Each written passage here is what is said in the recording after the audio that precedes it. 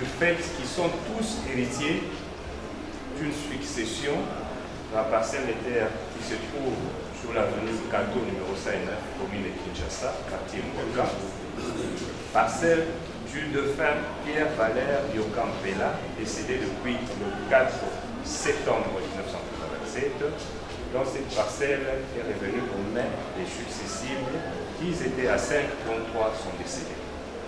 Alors, le nœud du problème est dû au fait que cette parcelle a été mise en location par les héritiers potentiels, dont la représentation a été faite par le cité ici présent, vous, M. Ikombo Thomas Lucien.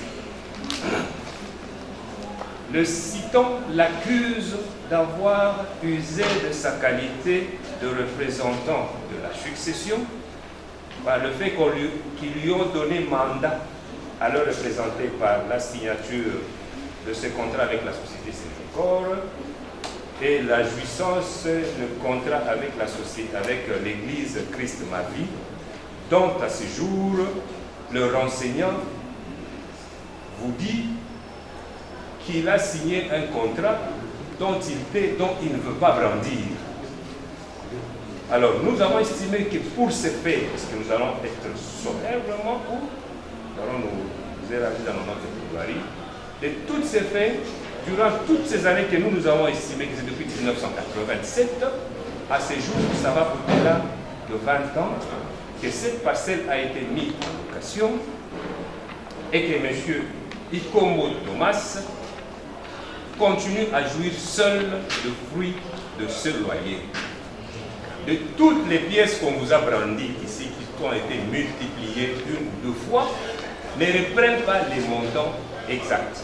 Même celui du pasteur qui estime qu'il paye $200, on vous dit qu'il paye 2 mois alors qu'on nous brandit une quittance de 320. Je ne sais pas, 200 fois 2, ça donne 320. Alors, pour ce fait, je sollicite de votre tribunal, sur pied de l'article 95 du Code pénal, livre 2, qui dispose que quiconque a frauduleusement détourné, soit dissipé au préjudice d'autrui, des effets, deniers, marchandises, billets, quittances, écrits de toute nature, contenant ou opérant obligations ou décharges, et qui avait été remis à la condition de le remettre et d'en faire usage à un emploi déterminé, est puni d'une servitude pénale de 3 à 5 mois et d'une amende dont le montant ne dépasse pas une amende de 5 000 zaïrs ou d'une de ces peines. Votre honneur, nous sollicitons également de votre tribunal que la dite affaire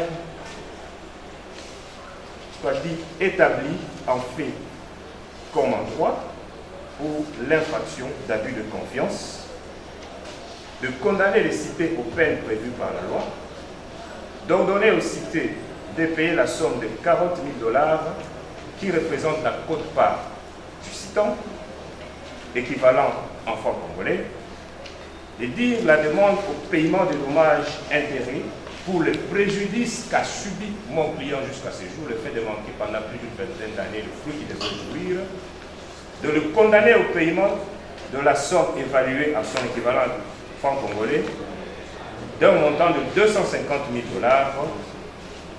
pour tous les préjudices confondus, de condamner les cités aux frais d'instance. Vous avez la parole. S'il vous plaît, répartissez-vous. Pardon, le ministère public d'abord, oui, le ministère public. Ordre de la loi, vous avez la parole pour votre territoire. 895, pour les infractions de détournement et d'abus de confiance mises à charge du cité ici présent.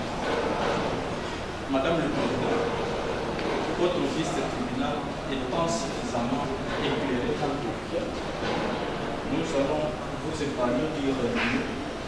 Mais les démarches que le parquet, soit le ministère public qui va effectuer ici, de concilier les faits de la présente cause par rapport aux éléments constitutifs de ces deux infractions. Nous apportons d'abord l'infraction d'abus de confiance qui vient d'être suffisamment instruite tout à l'heure. Madame le Président, cette infraction est prévue et punie par l'article 95 du Code pénal congolais livre 2. Ça, c'est son élément légal. En dehors de l'élément légal, il y a maintenant les 3 conditions préalables. Avant d'analyser les éléments, soit d'aborder les éléments constitutifs de cette infraction, il faut d'abord que les 3 conditions préalables soient réunies. La première condition qui exige pour cette infraction est le contrat. Le contrat ici, Madame le Président, on ne doit pas l'analyser comme le contrat en droit civil des obligations. Mais il s'agit bien entendu de tout arrangement que les parties peuvent se conclure pour un but bien entendu déterminé. Et la question que votre vice-tribunal avait posée ici de savoir, est-ce qu'entre les citants et les cités, y a-t-il un contrat? Et à cette question, jusqu'à ce jour, la réponse n'a pas été faite. On nous a brandi les contrats que toutes les parties ont conclu avec qui? Un locataire.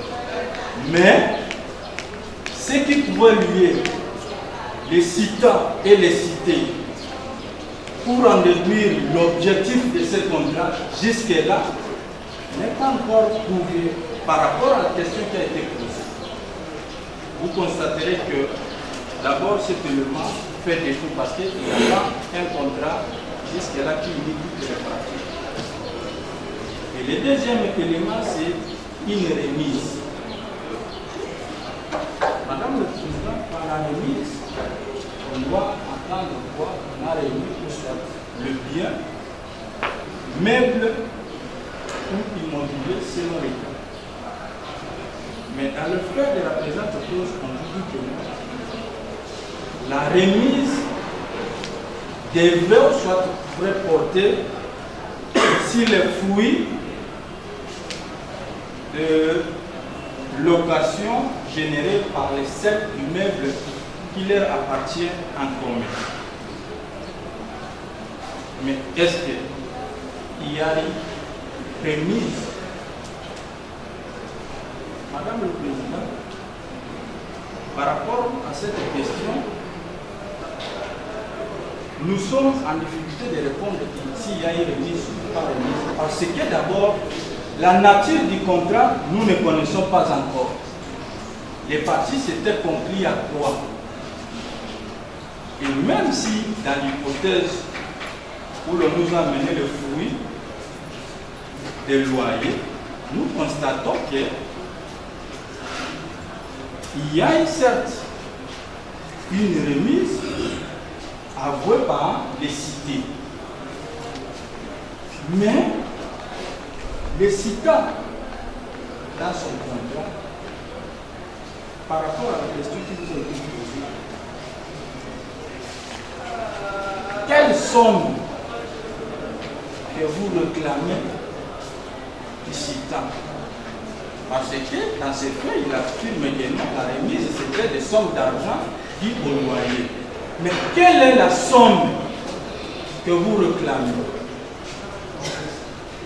Je vais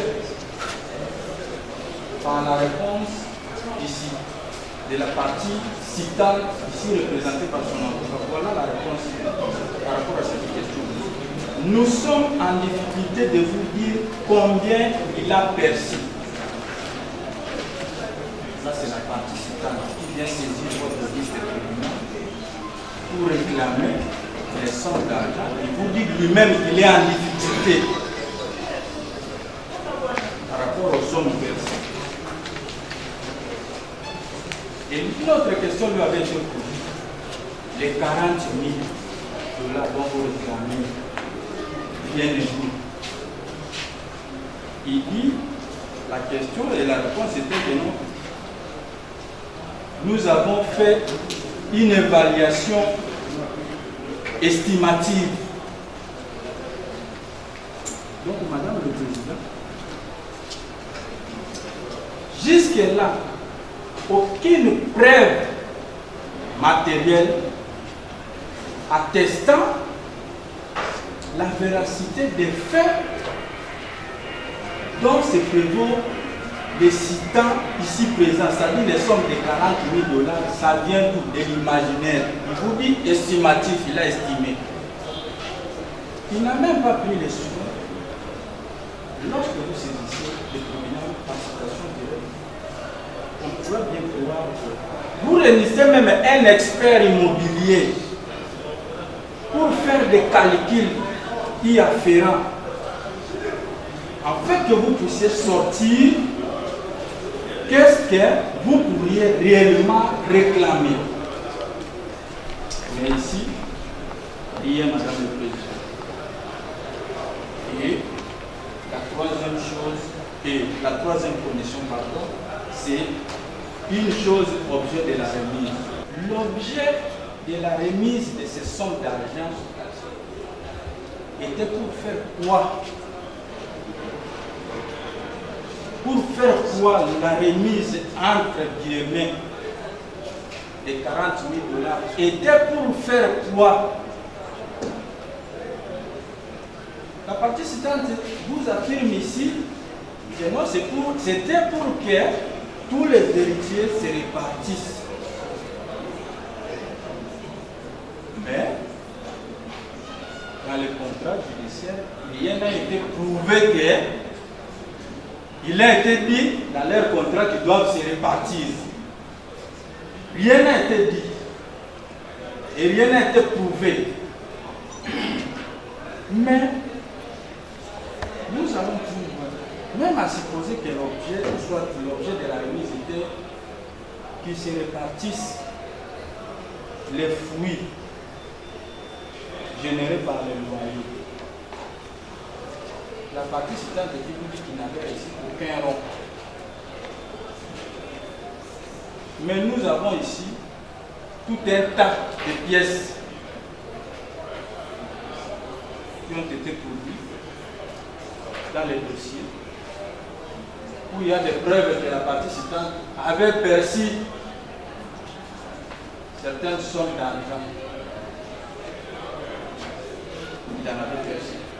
Qui venait de défiler ici, dans ces dépositoires, il a confirmé que les participants avaient perçu des sommes d'argent.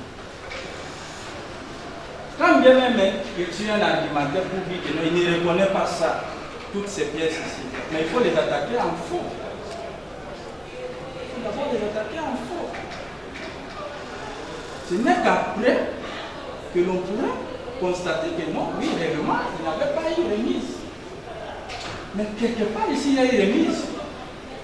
On ne saurait pas dire partiel parce que nous ne savons pas le montant global qu'il réclame lui-même, il est en difficulté de vous le prouver. Ils sont nécessaires avant d'analyser, avant d'aborder les éléments constitutifs. Tellement qu'ils ne sont pas réunis, toutes les conditions ne sont pas réunies. L'analyse de certains éléments constitutifs de cette infraction devient maintenant superfétatoire. Au regard de tout ce qui vient d'être soutenu ici, il plaira à votre ministre tribunal de dire,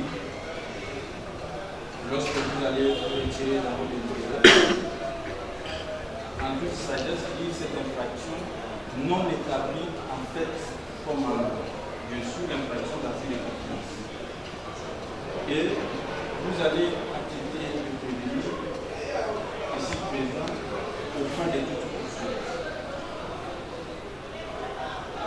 Cela étant, nous allons aborder brièvement l'infraction liée au détournement. Quand bien même le citant n'a pas eu à évoquer mais nous sommes liés à la citation directe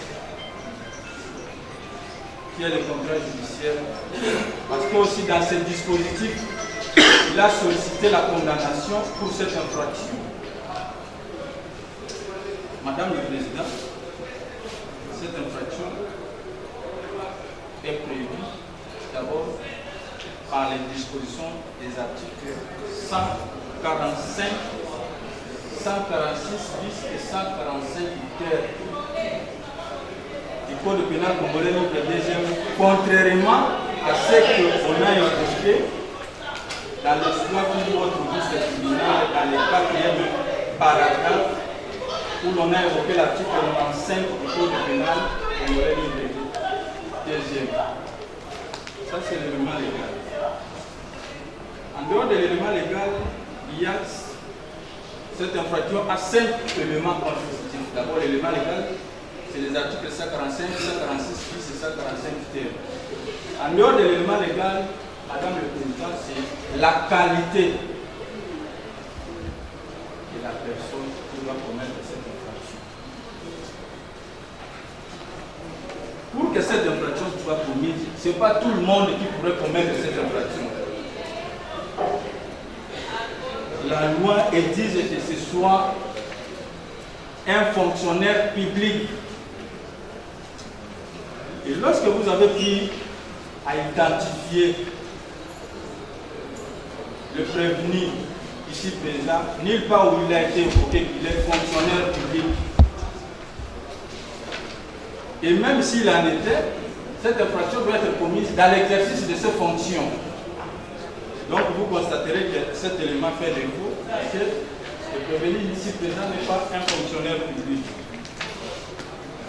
En dehors de cet élément, lié à la qualité, il doit s'agir de l'objet de l'infraction. L'objet de l'infraction, c'est la chose remise. Quelles sont les sommes d'argent qui ont été remises?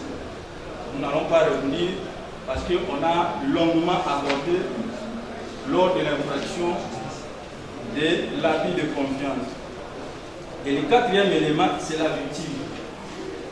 Qui doit être la victime de l'infraction d'abus de détournement?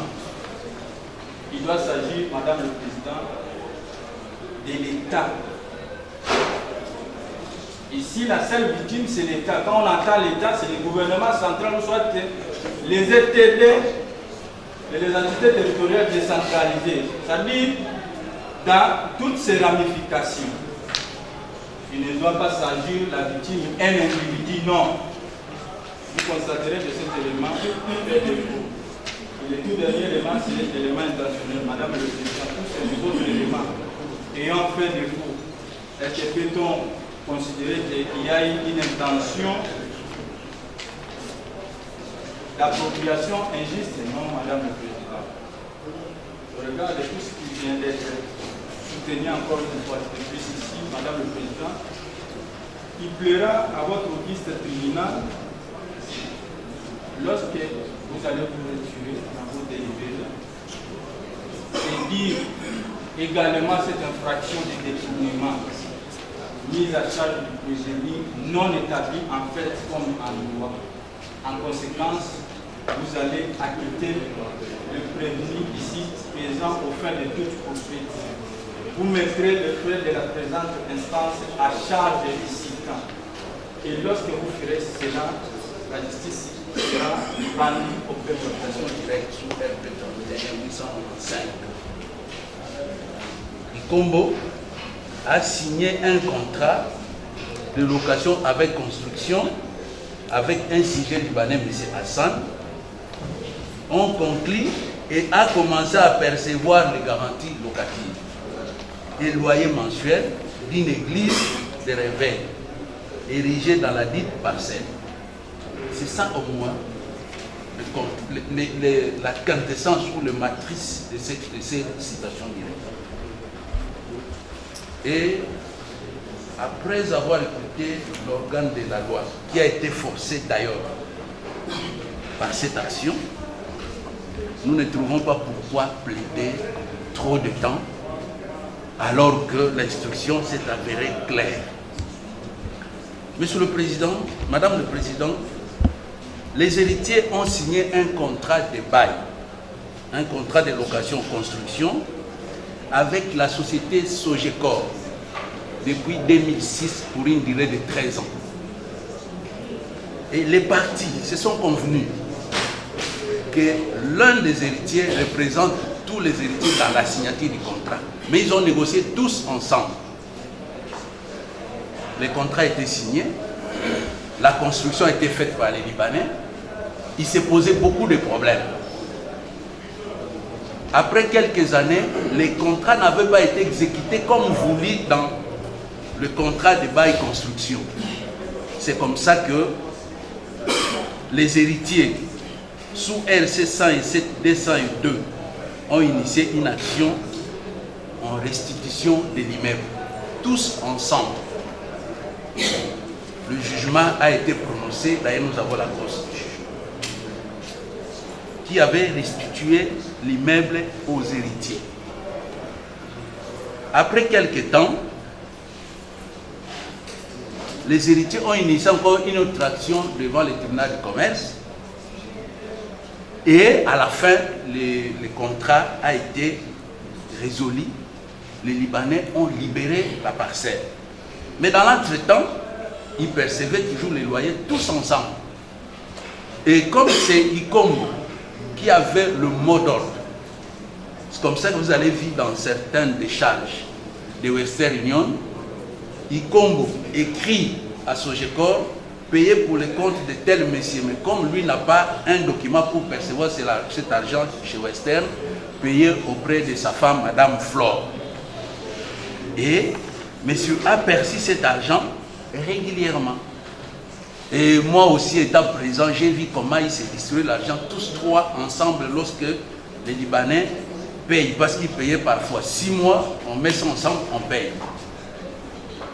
Alors, Monsieur le Président, vous avez compris, Madame le Président, vous avez compris cette discordance entre la citation directe et les faits vous présentez et les pièces vous présentez.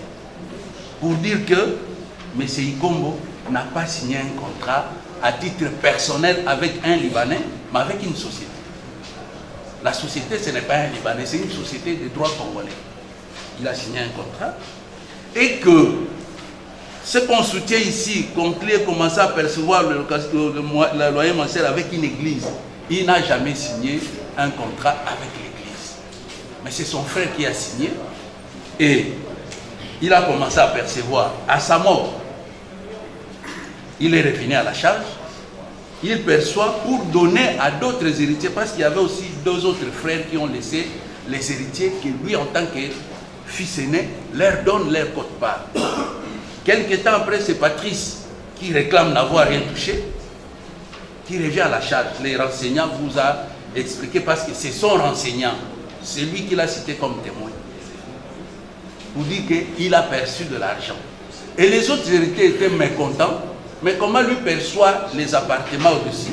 Il a un locataire en bas, comment il peut continuer à percevoir pour l'église? C'est comme ça que le liquidateur, l'aîné des héritiers, a décidé de commencer à percevoir pour remettre aux 2 héritiers, aux enfants de 2 héritiers prédécédés. Donc, madame, vous allez comprendre que cette mention, cette infraction n'a même pas son sens. Parce que l'article 95 a été largement décortiqué par le ministère public et les détournements, la partie qui est initiée n'en a fait même pas l'objet, mais le ministère public, pour les besoins de la science, a argumenté et nous nous adhérons à cet argumentaire du ministère public quant à l'infraction de détournement. Comme nous sommes un collectif organisé, je crois qu'il y a aussi des confrères qui attendent. Je pense me limiter pour demander à votre tribunal d'accorder la parole aux confrères pour expliciter d'autres aspects du dossier que nous avons dit. Merci, Madame la Présidente, distingués membres de la composition, dit organe de la loi. Faisant la plaidoirie du confrère qui nous a précédés, en cela, nous venons renchérir en ces termes. La citation directe qui est le contrat judiciaire qui lie votre tribunal fait état d'un objet porté sur 2 préventions, à savoir le détournement et l'abus de confiance. Madame la Présidente, distinguée juge, pour notre part, notre client renchérit en disant que l'infraction de détournement, nous avons feuilleté, nous avons fait lecture au pain et fin du Code pénal congolais, livre 2e, qui consacre les infractions, ainsi que des dispositions complémentaires du Code pénal. Nous n'avons pas vu une infraction qui s'appelle singulièrement détournement, mais prévue à l'article 95 du Code pénal congolais, livre 2e.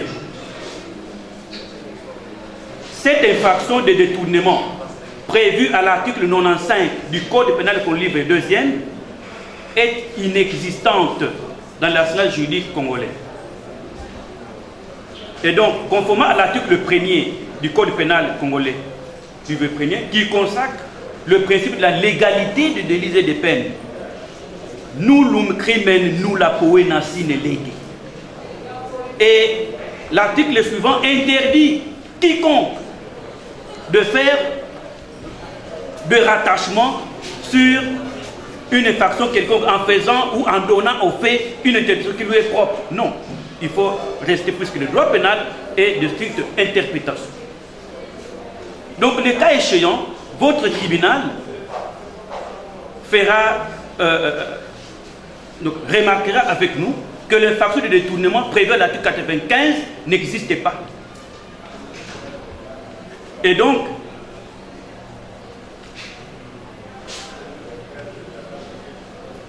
vous n'allez pas suivre la partie citante dans ce quiproquo qui voudrait croire que ce serait une infraction pour laquelle il vous demanderait de condamner notre client, puisque violant les principes de la légalité de délit et de peine. Surabondamment, Madame la Présidente, pour l'infraction d'abus de confiance. Certes, elle est prévue à l'article 95 du Code pénal congolais, livre 2e. Là, nous sommes d'accord. Cependant, pour que cette infraction soit établie, il faut la réunion des éléments préalables d'une part, ensuite les éléments constitutifs d'autre part. Scrutons le paragraphe de l'objet de la citation, ainsi que de l'instruction houleuse qui venait d'être menée devant votre tribunal, des questions savantes qui ont été posées avec précision et concision, ainsi que les réponses évasives et chimériques qui ont été données par la partie citante, il y découle que l'objet de cette citation porte sur le contrat de bail conclu entre les héritiers, à savoir notre client, Ikombo Thomas Lucien, Feu Ikombo Wilfried, ainsi que le citant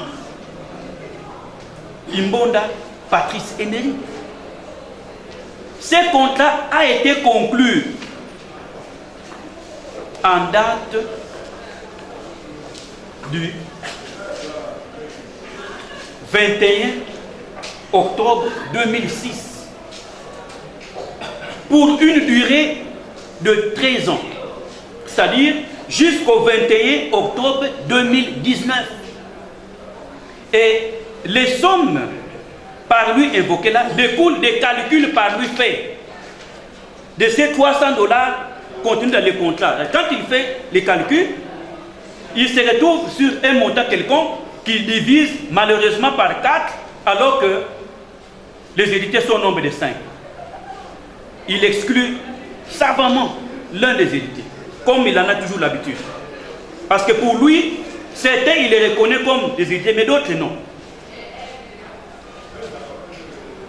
Madame la Présidente, distingués membres de la composition,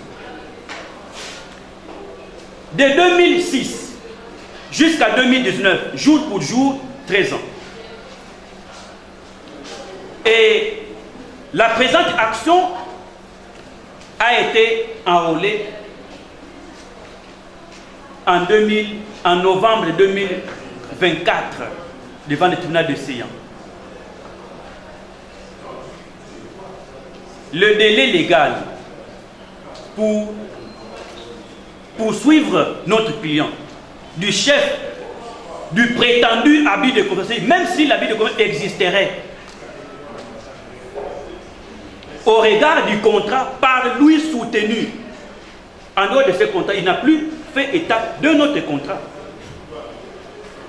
pour déboucher les 160 000. Il n'y en a pas. C'est fait, Madame la Présidente, distingués membres de la composition, dit au camp de la loi, sont prescrits. Donc, il y a déjà prescription de l'action publique à charge de notre client, même si l'infraction d'abus de confiance existerait de quelque manière que ce soit.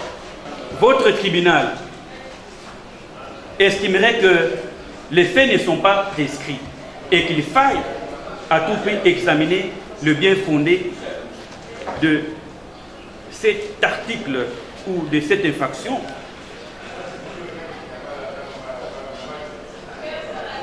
Madame la Présidente, l'élément légal, c'est l'article 95 du Code pénal congolais, livre 2e. Mais pour que l'infraction soit établie, il faille encore la réunion des éléments préalables.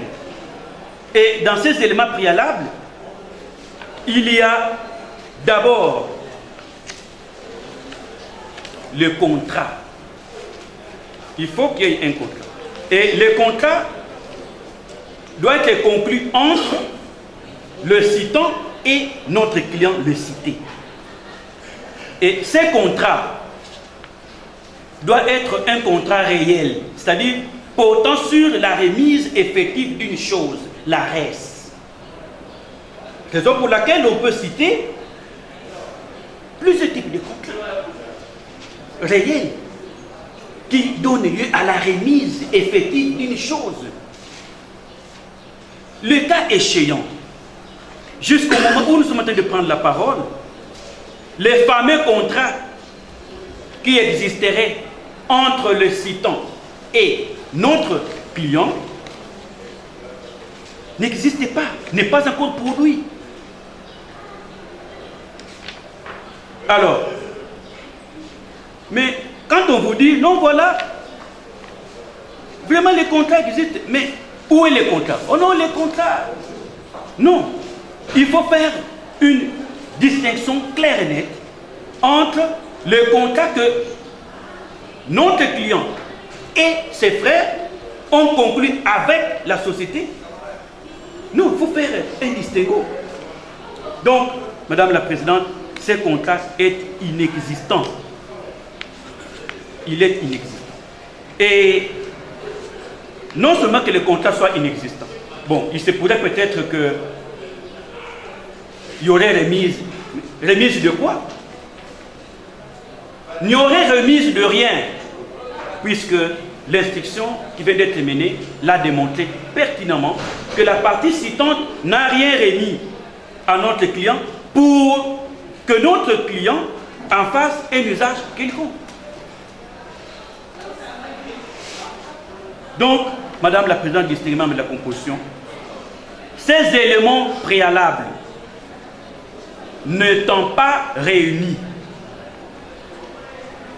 il serait superfétatoire et une perte de temps pour votre tribunal de pouvoir encore aborder surabondamment sur les éléments constitutifs.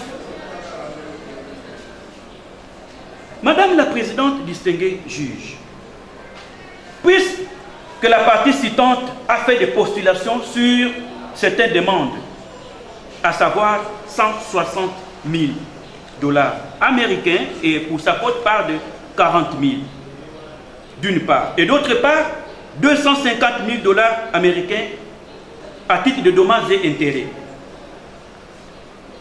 Madame la Présidente distinguée juge, tout paiement suppose une dette. Lorsque vous voulez exiger du tribunal le paiement d'une quelconque somme, il faut que cette somme trouve une source dans les obligations. Le cas échéant, quand la partie citante postule à soi 60 000, encore qui n'a pas prouvé ou qu'elle n'a pas prouvé. Mais d'où proviendraient les 160 000? Des loyers imaginaires, des loyers chimériques, puisque aucune preuve. Si votre tribunal reste dans la première paire des manches de retenir la prescription de l'action publique, là, vous allez vous déclarer incompétent sur des statuts sur cette question, sur cette demande. Et même à l'hypothèse extrême où votre tribunal trouverait quand même que l'infraction d'abus de confiance pouvait être examinée. Mais comme vous allez acquitter notre client, puisque aucune preuve n'a été apportée, vous allez aussi vous déclarer incompétent pour connaître de cette demande civile. Quid de 250 000 $ découlant de 250 000 à titre de dommages et intérêts. Encore que ce dommage et intérêt ait été précisé. S'agit-il de quel type de dommages? Patrimoniaux ou extra-patrimoniaux? S'il s'agissait de dommages patrimoniaux, de la même manière qu'il n'a pas apporté la preuve sur la restitution de sa quote-part de ces prétendus 40 000, de la même manière, votre tribunal n'aura aucun égard sur cette demande. Mais, à supposons qu'il ne puisse se tenir que sur des dommages extra-patrimoniaux, c'est-à-dire extra-patrimoniaux, c'est pour certaines écoles dommages moraux. Mais quel préjudice a-t-il subi? Ce n'est pas automatique. Il faut démontrer qu'il y a la réunion de 3 éléments, à savoir la preuve de la faute, l'existence d'un dommage patrimonial ou extra-patrimonial, et aussi le lien de causalité. Le cas échéant, aucun élément n'a été prouvé par la partie citante. Et que donc, pourquoi veut-il se faire payer indûment de 250 000 $? Votre tribunal n'y fera aucun égard. En revanche, puisque votre tribunal va prendre cette affaire en délibéré et considérer que l'action de la partie citante est téméraire et vexatoire en acquittant notre client d'une part et ou d'autre part en vous déclarant incompétent pour faire une façon de prescrire. Notre client fait acter sur les bancs son action réconventionnelle pour procès téméraire et vexatoire à l'encontre de la partie citante. Madame la Présidente, distinguée membre de la composition, en quoi consiste cette action réconventionnelle? Cette action réconventionnelle découle, avec votre autorisation, nous conseillons, sous réserve de l'administration, de nous répéter les nus.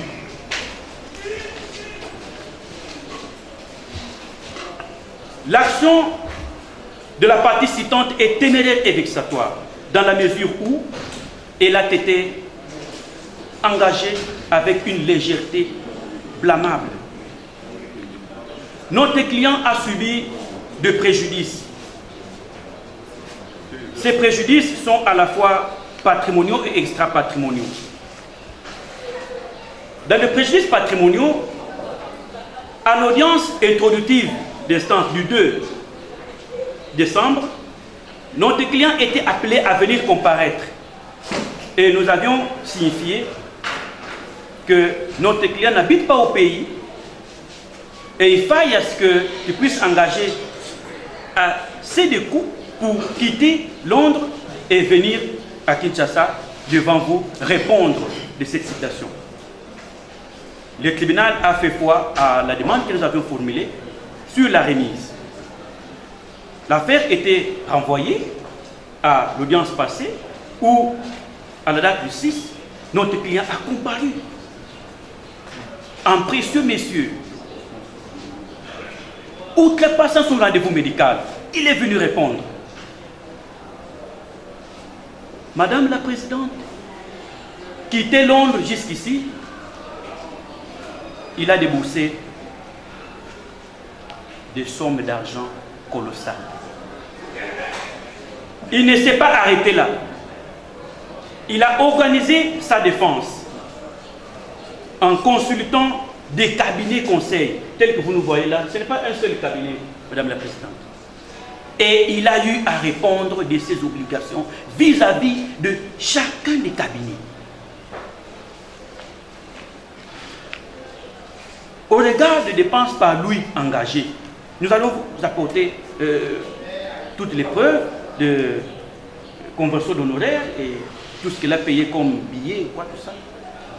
Ces dommages patrimoniaux ou matériels sont évalués à 50 000 $ américains.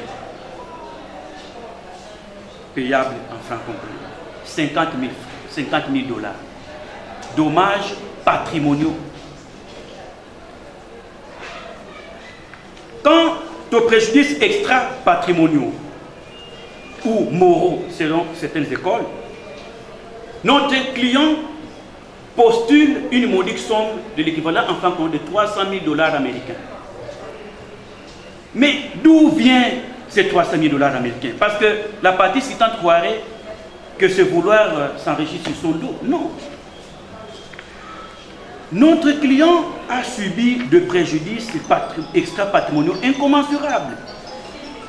Madame la Présidente, il n'y a pas longtemps, cette partie citante venait d'être condamnée par votre tribunal du chef d'abus de confiance. Il venait d'être condamné.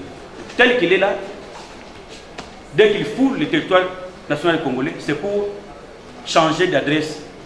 Parce qu'il ne sera plus sur l'avenue Kato, mais il sera à la prison centrale de Makala. Donc, Madame la Présidente, c'est un monsieur qui n'est pas loyal. Mais non seulement qu'il ne soit pas loyal, il devait du moins conserver un comportement digne pour se taire. Parce qu'il sait que cette condamnation pèse sur lui comme l'épée de Damoclès. Mais il ne s'arrête pas là.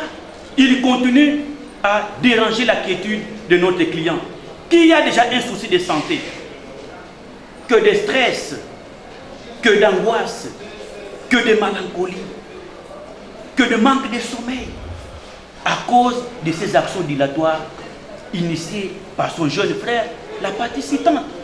Et ces chagrins découlent encore par le fait que c'est un jeune frère qui l'a accompagné durant toute sa carrière. Si aujourd'hui il est en Europe, c'est par ses efforts. Mais voilà que jeune frère, ingrat, aujourd'hui devient l'ennemi qui veut abattre son grand frère. Donc ça nous fait très mal. Tout le monde se plaçant derrière notre client se rendait compte que ça fait très mal. Raison pour laquelle il a postulé à la modique somme de 30 000 $, 300 000 $ américains payables en francs. Et pour conclure, votre tribunal dira la présente citation directe principalement irrécevable pour les raisons que nous avons soulevées ci-dessus. Puisque nous avons dit qu'il y a prescription de l'action publique et nous avons aussi dit que l'infraction de détournement est inexistante dans l'arsenal juridique congolais, sur le plan de l'article ou du principe de la légalité de l'exécution. Qu'à cela ne tienne, si votre tribunal déclare la présente action, vous allez la dire non fondée. Par conséquent, vous allez dire non établi en fait comme en droit.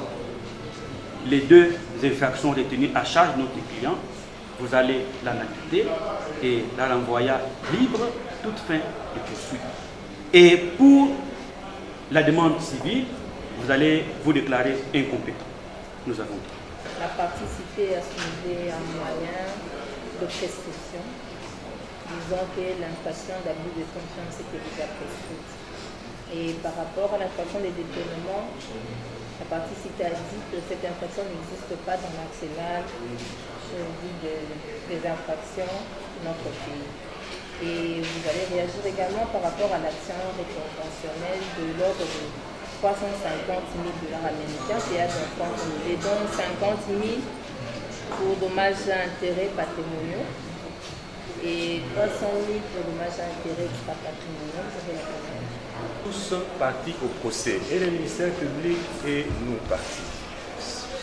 C'est par erreur des menuiseries que le ministère public se retrouve aux côtés du tribunal. En principe, il devait se retrouver avec lui sur le banc pour plaider à tête égale. Le ministère public nous dit ici que l'infraction de détournement et d'abus de confiance, nous avons parlé de l'infraction d'abus de confiance parce que l'infraction de détournement ici se confond avec l'infraction de détournement. Le ministère public nous dit que le détournement n'est que dans le chef d'un fonctionnaire public. C'est pas vrai. Je vais vous citer qu'un seul doctrinaire, à la clé Kikuyu Mboyayi, qui est un chef de travaux de l'UNIKIM, qui dit ceci: la victime de l'infraction de détournement de deniers publics ou privés est généralement l'État. La victime peut aussi être, dans certains cas, être une personne morale, semi-publique, une personne privée ou même à la limite un particulier. Le ministère public vous dit ici que la chose remise est imaginaire. Nous avons parlé d'un bien successoral qui est un immeuble qui se retrouve bel et bien sous l'avenue Kato Saïneuf, commune de Kinshasa, que le cité n'a pas ignoré. Par ses aveux, a reconnu avoir pris, comme il vous a dit ici, que celui qui dictait à qui devait être versé le montant du loyer. Donc il a reçu cette remise de main de ses frères de gérer la parcelle successorale afin de restituer les fruits générés. C'est de la remise dont on parle. Il n'y a pas une autre remise quelconque. Le ministère public dit aussi que nous réclamons des montants imaginaires. Non. Nous avons brandi un contrat que le cité n'a pas nié d'avoir contracté avec la société Sogecor. Nous avons encore renchéri en disant que cet immeuble existe jusqu'à ce jour. Les cités continuent à percevoir le loyer sur ces mêmes immeubles. Pour preuve, le renseignant vous a dit qu'il lui verserait le loyer. Et même la partie où Sogecor occupait, bien que les dates de sa libération ont été reculées, la société Sogecor a quitté là, je crois, en 2021 au-delà, il continue à percevoir le loyer jusqu'à ce jour. En quoi allons-nous parler d'une prescription quelconque? Parce que l'infraction continue jusqu'à ce jour.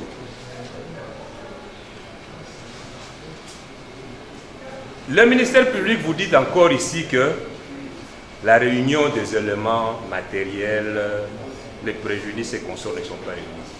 La remise, elle est bien là. L'immeuble, elle est là, il a été remis aux cités afin de gérer et de restituer. Les préjudices est là que le citant n'a rien perçu jusqu'à ce jour.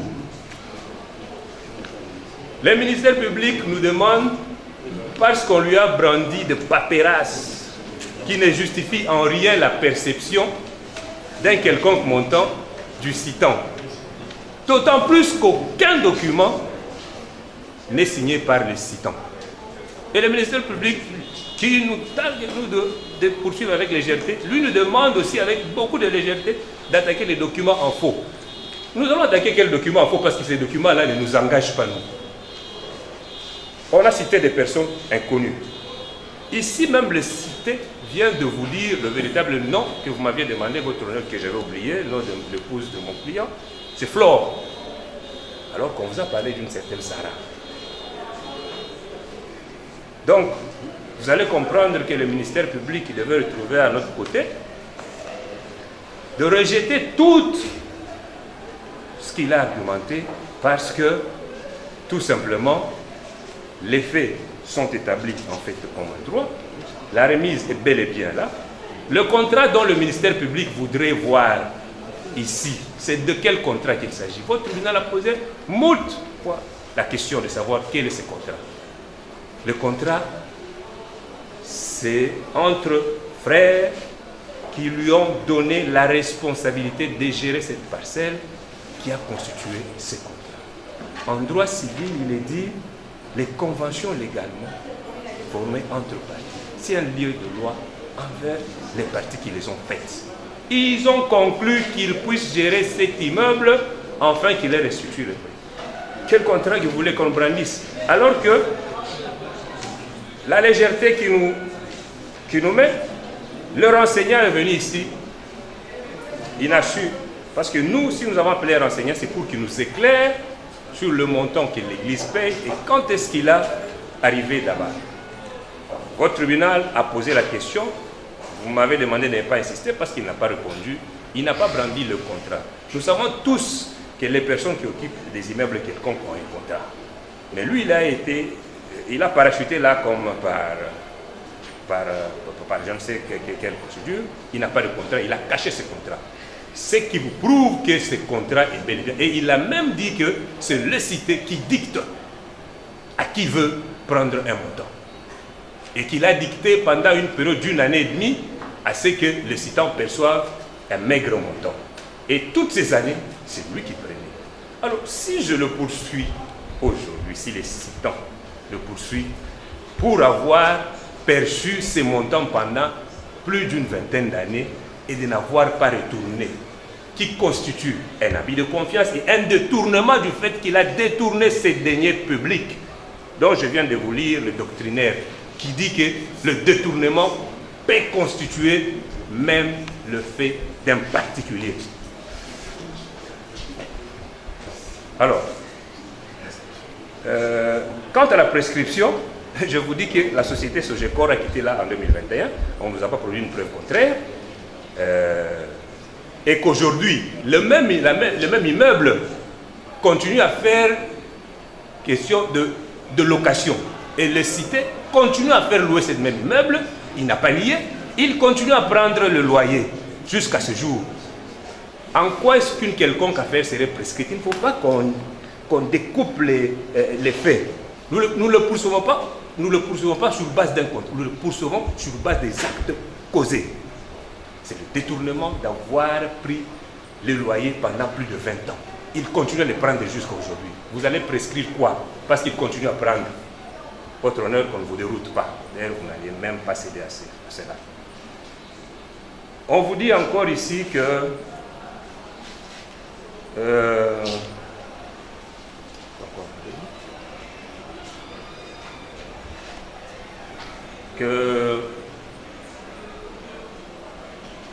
la partie victime, la partie citée, sollicite une action reconventionnelle pour action téméraire et vexatoire.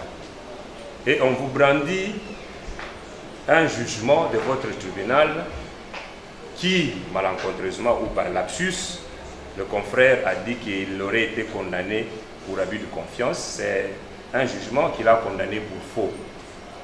Un jugement qu'ils ont bénéficié par défaut, parce que le client n'était pas présent, nous n'avons pas su comparaître pour lui, parce que le taux de la peine ne nous permettait pas de couvrir cela.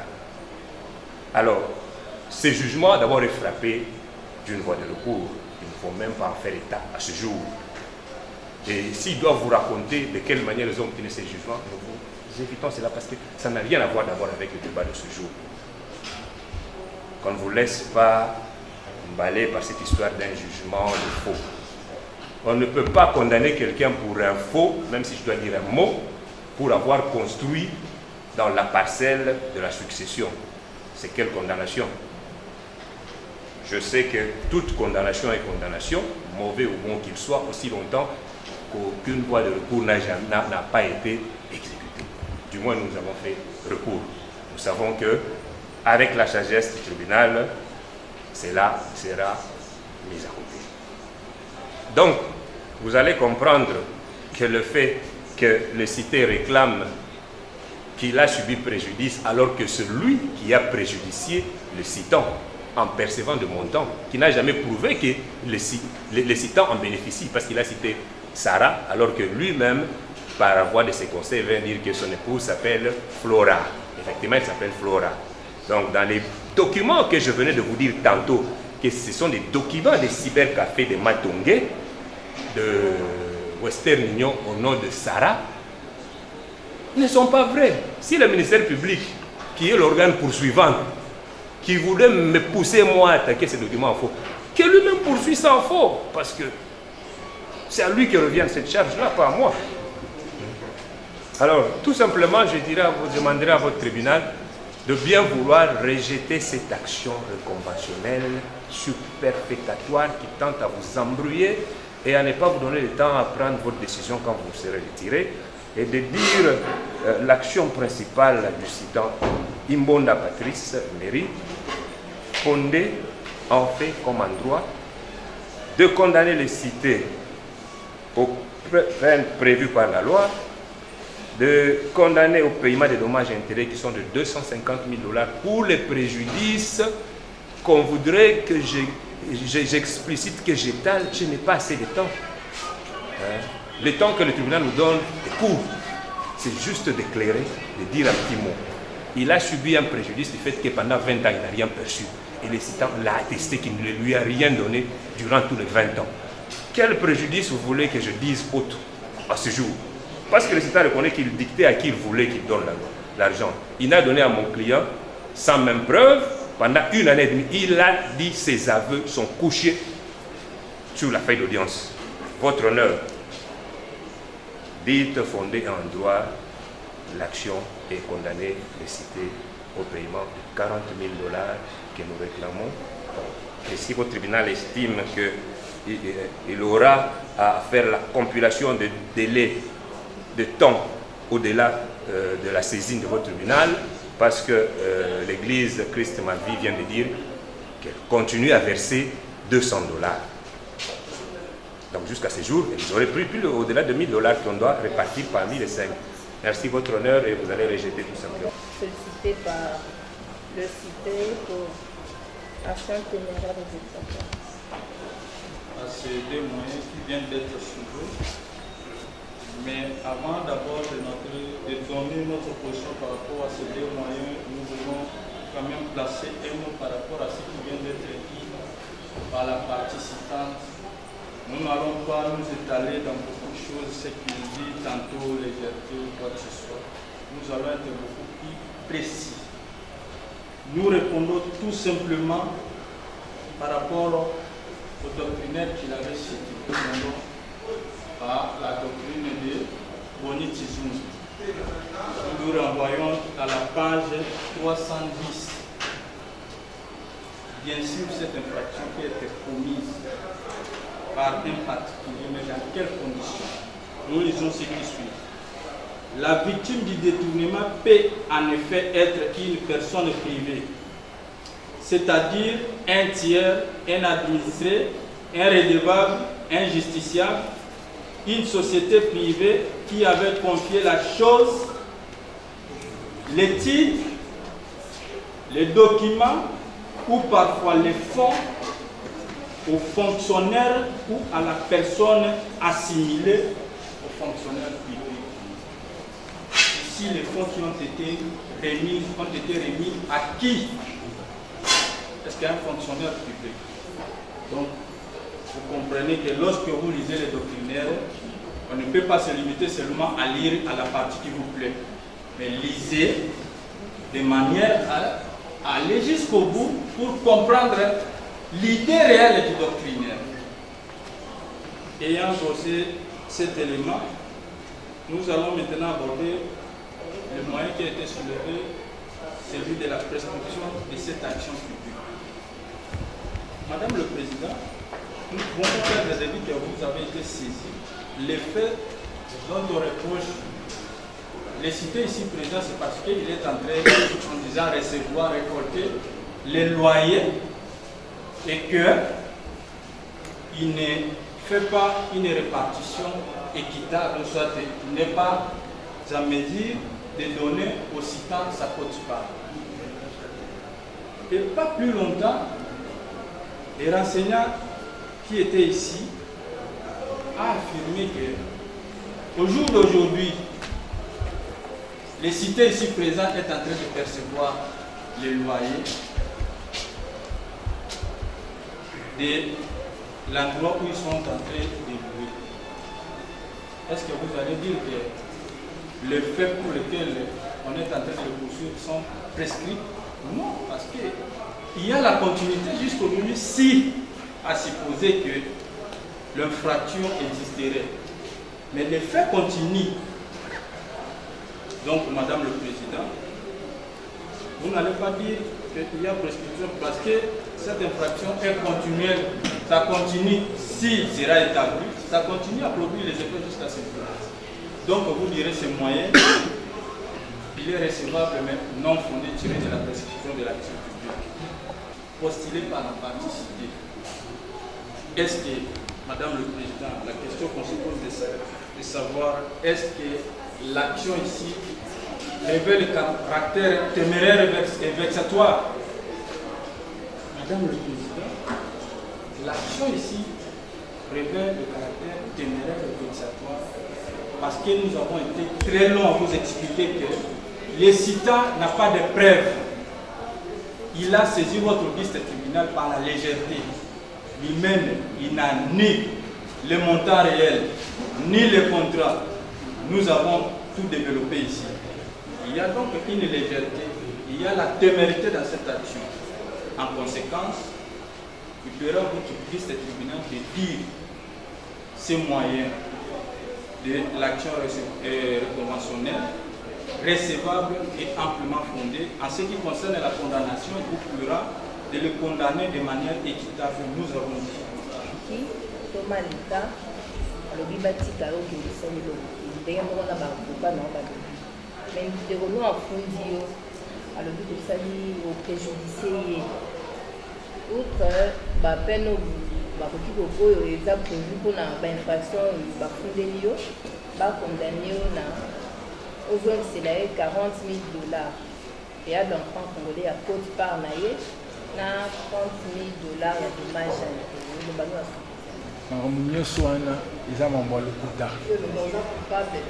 naza coupable ata moke te, naza innocent. Merci. Le tribunal s'estime suffisamment éclairé que les débats qu'on attend enregistrés pour se prononcer le 23 janvier 2025. Au nom des plaidoiries dans les 48 heures. Honneur au tribunal.